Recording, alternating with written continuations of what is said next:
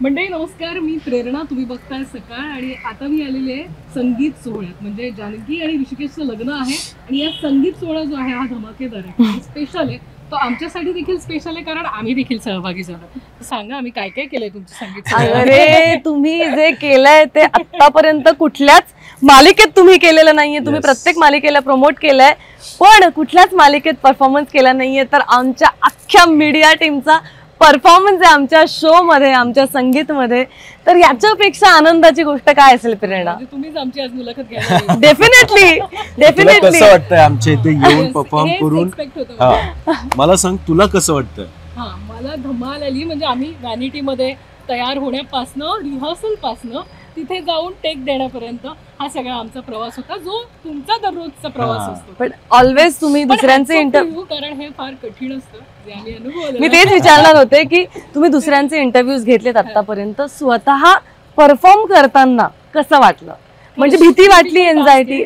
हो, नर्वसनेस होता, भीती होती, पण मजाही आली कारण हे क्षेत्र असल्यामुळे त्या गोष्टीची आवड असल्यामुळे ती मजा येते. म्हणजे आतापर्यंत यांनी कित्येक जणांचे इंटरव्ह्यू घेताना कित्येक कलाकारांना किंवा कित्येक नॉर्मल माणसांना नर्वस होताना पाहिलेलं असणार आहे. तर आज हे स्वतः नर्वस होते. येस येस, पण मजा आली. आणि तुम्ही, थँक्स टू यू आणि स्टार प्रवाह टीम, ज्यांनी आम्हाला या सगळ्यात सहभागी करून घेतलं.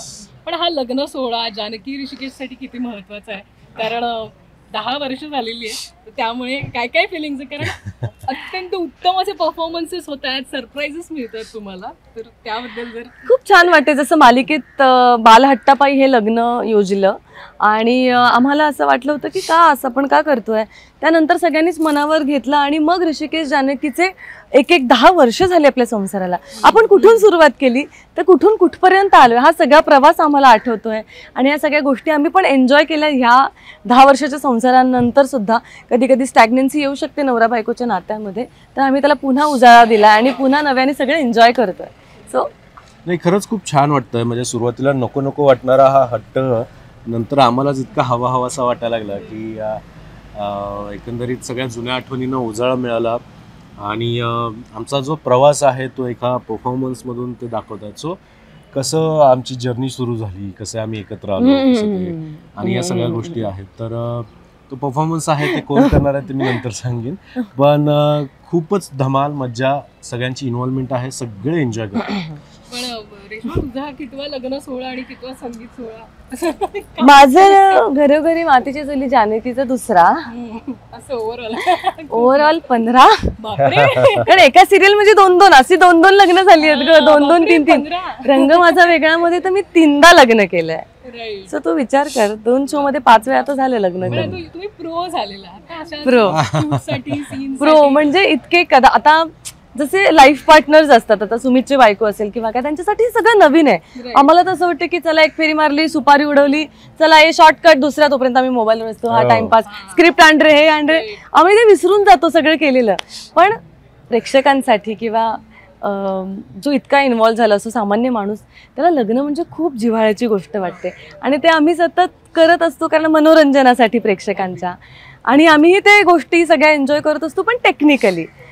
तर ह्या सगळ्या गोष्टी आता इतक्या माहिती आहेत की आमचे आता गुरुजी येणारे ते पण ओळखीचे झालेत, रोजचे गुरुजी. तर त्यांच्यावर आम्ही टाइमपास करत असतो. खूप मजा येते. पण हे इंटरेस्टिंग कॉन्सेप्ट आणि इंटरेस्टिंग सीन्स जे आहेत ते प्रेक्षकांना बघायला मिळतात. आणि जेव्हा त्यांच्या आवडत्या मालिकेमध्ये काहीतरी ट्विस्ट असेल, काहीतरी घडतंय, कार्यक्रम आहे, समारंभ आहे, तर ते उत्सुकतेने पाहतात. आणि अर्थात हा संगीत सोहळा ते उत्सुकतेने बघतील, आनंदाने बघतील. आणि पण त्यांना जरा सांगते प्लीज बघा. म्हणजे येस येस, डेफिनेटली. नाही, सांगितलंच पाहिजे. प्रेरणा, आता सांग, तू घरोघरी मातीच्या चुली ऋषिकेश जानकीच्या संगीत सोहळ्याला आली आहेस, तू परफॉर्म केलायस माझी करवली म्हणून, तर तुला काय वाटतंय आणि तू काय सांगशील प्रेक्षकांना? खूप आनंद होतोय कारण घरोघरी मातीच्या चुली ही तुमची आणि माझीही आवडती मालिका आहे. आणि या मालिकेतले हे 2 जण माझे खूप लाडके आवडते आहेत, मित्र आहे, मैत्रिणी आहेत.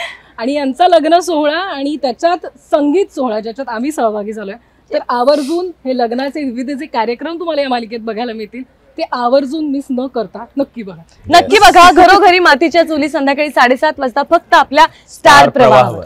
थँक्यू. थँक्यू. महाराष्ट्रातील सर्व बातम्यांचे विश्वासार्ह व्यासपीठ,